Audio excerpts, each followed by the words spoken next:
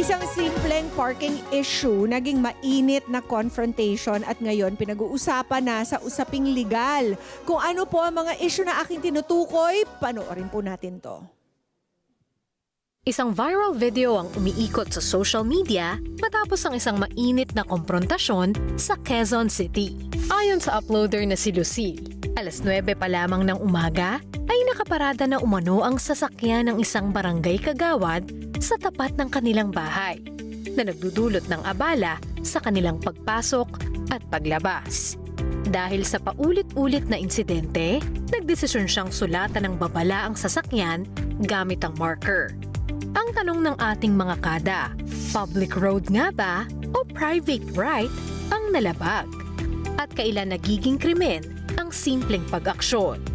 Aalamin natin ang kasagutan dyan ngayong umaga sa ating Legally Yours.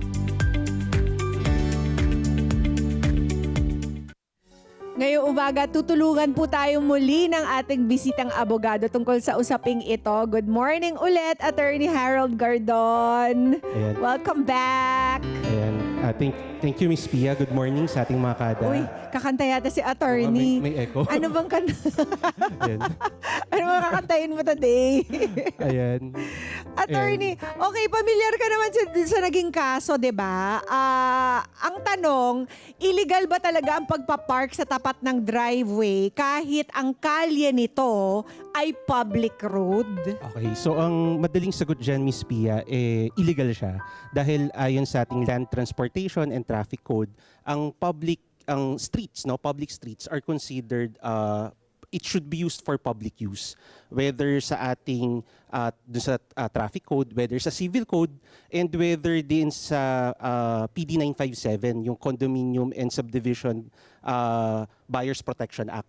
So ang sinasabi natin, itong mga roads na to, dapat for public. Hindi siya pwedeng parkingan, hindi siya pwedeng parentahan, hindi siya pwedeng gamitin for private use. And it should always be used for traffic flow, para siya sa kotse. Okay, these are the provisions that pertain to the use of public roads. Pero meron ding proteksyon ang batas tungkol sa mga driveways. Yes. Correct. Ano po yun, Attorney? Correct po yun, Miss Pia. No? So pagdating sa private driveway, yung daanan na yun, dapat hindi natin siya binablock. Clear yon sa Land Transportation and Traffic Code. At yung siguro yung practical o yung pinaka-dahilan, paano kasi kung may emergency? Paano kung may isusugod tayo sa ospital? Paano kung may nasusunog at kailangan mo lumabas, di ba? Para niyang binarahan Yes, correct. yung exit ng mga taong nakatira doon Yes. in case there's a fire, there's some kind of emergency. Go ahead, Attorney. Yan. Continue. So, yun po, no, bawal po yun gawin. No? Dapat hindi natin siya binablock. At dapat din po, kahit na, kumbaga sabihin mo, hindi naman siya completely block. Kailangan nakakalabas pa rin ako o nakakapasok na maluwag. So, yun po. Oo, as a matter of fact, meron specific distance requirement, something like 4 meters ba? Yes po, Ang Miss binibigay Pia. ng batas na dapat clear ang at least 4 meters in front of your driveway para maayos na makapasok ang isang kotse or makalabas. Correct. Tama po ba? Correct po yun. No? Wala siyang ganun ka-specific pagdating sa private driveway. Pero pagdating po sa mga fire station, fire Ayun, hydrant, kailangan okay. po, madali siyang ma-access, no, ng ating mga fire trucks as well. Okay, so nangangahulugan na marami siyang mga paglabag dito, yung paglabag tungkol sa use of public roads na hindi dapat ito parking at paglabag tungkol sa driveway rules, 'di ba, Attorney? So, ano po ang pwedeng kaharapin na penalty nitong nagpark na ito sa harap ng driveway? Okay. So dito po, no, depende rin po siya sa city. Pero most likely meron siyang fines under doon sa Land Transportation and Traffic Code at meron din siyang fine doon sa ating city ordinance. Nagre-range po to, depende, no, 1,000, 2,000, depende doon sa ordinansa na umiiral doon sa lugar na yon. Okay, attorney. Okay, meron pa tayong other details that make this a little more intriguing.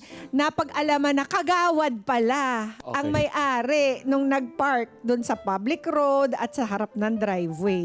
Ano ngayon ang kahulugan nito tungkol sa para doon sa kagawad? Ayan, so medyo unfortunate kasi nga as parang elected officials, dapat tayo yung nagpapatupad ng batas, tayo yung sumusunod sa batas.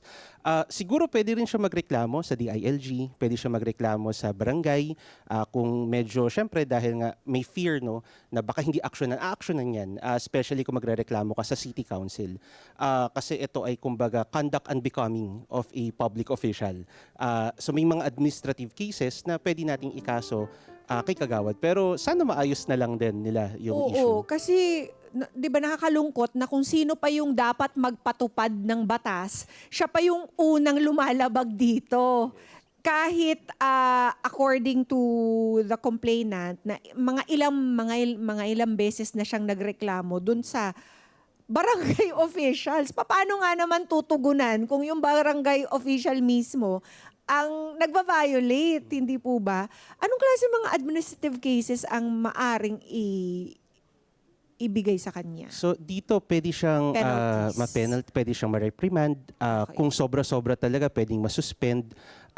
Pero yun, dadaan nga lang talaga tayo dun sa due process, no? Which might take a long time. Yes, and syempre siguro kung hindi man dun sa quote-unquote legal, may effect din to sa susunod na eleksyon. Di ba? Pag nalaman nila bakit si Kagawad hindi sumusunod sa batas. Oo, okay.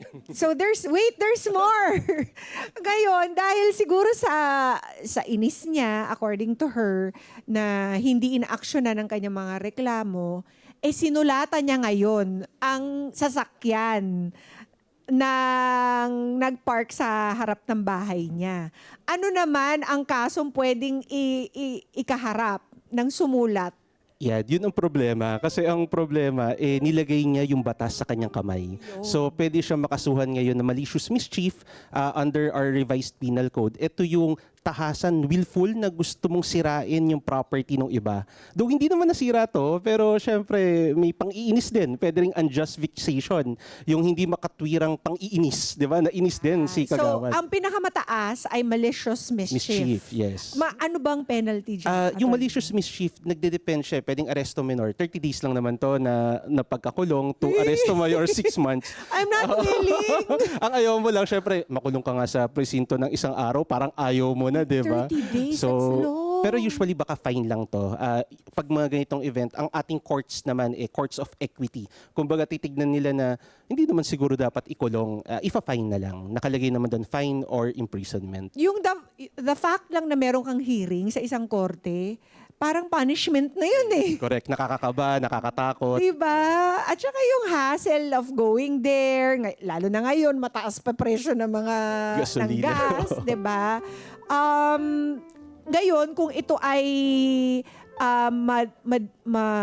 mababawasan ng ano yung sinabi mo kanina? Pwede fine na lang. Ifa-fine siya ng Kung hindi court. siya malicious mischief, the other one is Unjust vexation. Unjust vexation Oo, kung unjust vexation. pang-iinis lang. Yes. Ano naman yun? Yun Pwedeng naman penalty. fine din, tsaka arresto minor. Pero arresto minor, ayaw mo rin kasi 30 days yun 1 day to 30 days. Oh, okay. Kasi she stressed that she used whiteboard marker. Yes, so nainis din si nangangahulugan Kagawad. na madali itong burahin. Sana. Sana. Kasi baka nainitan tumigas na, di ba? Hindi matanggal. Hala. So ano sana ang mas magandang way to solve this problem, attorney? Yung- na walang court case against her, di ba? Yung best way talaga is to follow due process.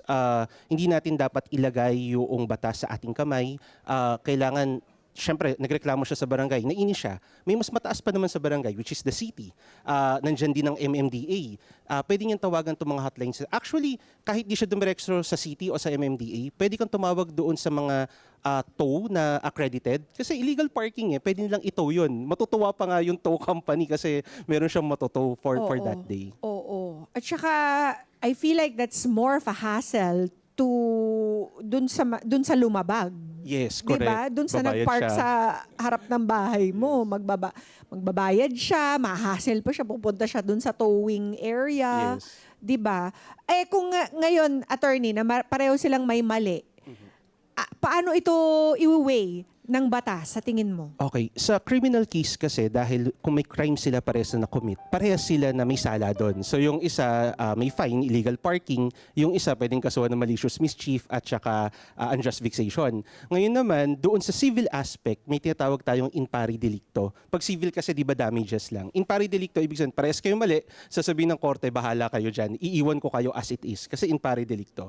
Or pwede naman may contributory negligence, kung halimbawa, ang damage ko 10,000, siya na-damage din 5,000. O di 5,000 na lang yung papabayad. Pero yun, mahabang proseso. So kaysa mag-file tayo ng kaso, magkaayos na lang tayo, no? And hopefully, hindi na siya maulit-ulit. Okay, kaya attorney, sa dami po ng mga ganitong mga insidente nangyayari sa kung saan-saan sa ating mga kada, ano ba ang practical na advice ninyo sa mga drivers at homeowners para maiwasan ang ganitong gulo? Okay, so syempre mainit ang panahon ngayon pero sana yung init wag natin ilagay sa ating ulo. Dapat kalmado lang tayo.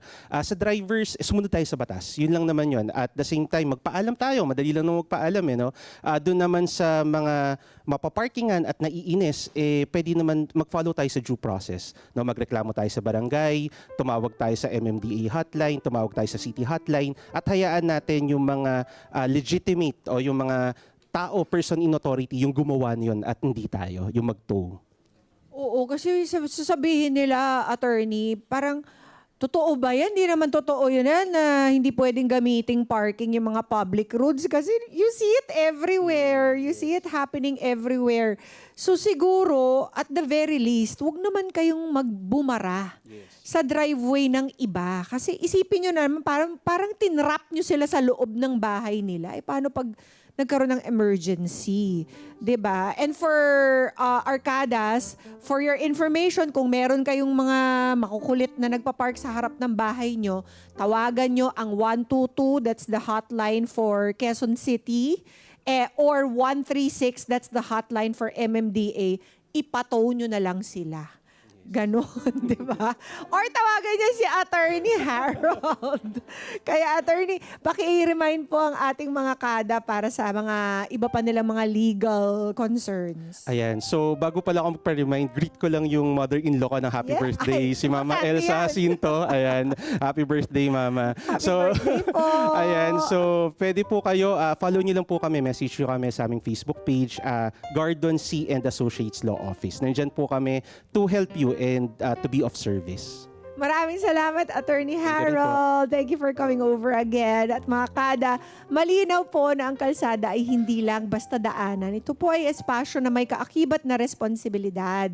Ang simpleng pagpapark po sa maling lugar ay maaring mauwi sa abala, alitan, at posibleng kaso. At sa kabilang banda, ang pag-aksyon ng padalos-dalos tulad po ng paninira o pagsusulat sa ari-arian ng iba, maaari ring magdulot ng sariling pananagutan.